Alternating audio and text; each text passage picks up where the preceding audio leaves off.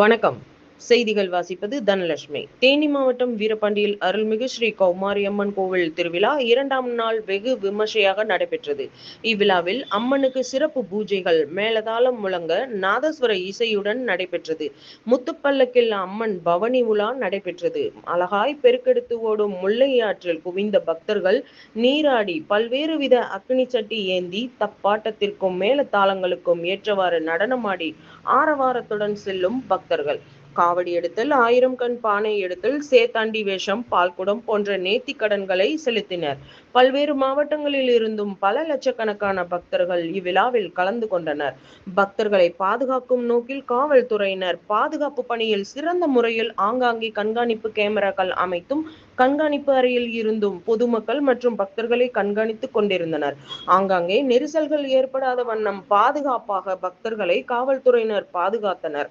போக்குவரத்து துறை நூற்றுக்கணக்கான சிறப்பு பேருந்துகள் அமைக்கப்பட்டு சிறப்பாக செயல்பட்டது.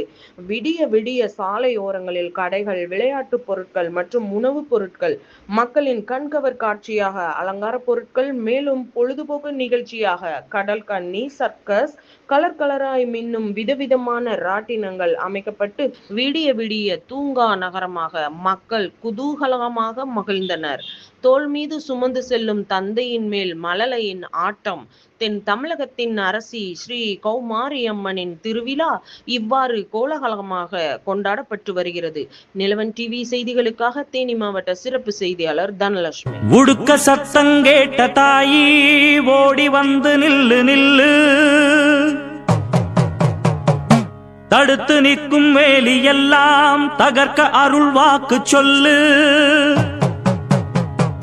வானந்தொட்டு பூமி எங்கும் வாழும் சக்தி மாரியம்மா, மானம் மரியாதைகளை காத்து நிற்க வாடியம்மா. நாளும் உன்ன பூஜை செய் சுந்தரியம்மா, காளி பங்காரம்மா, இந்த அண்டம் ஆடடி ஆலய தாயே அம்மா, பத்தியம் இருந்தோம் முப்பாத்தம்மா, தன்னை துணிந்த ஆடடி.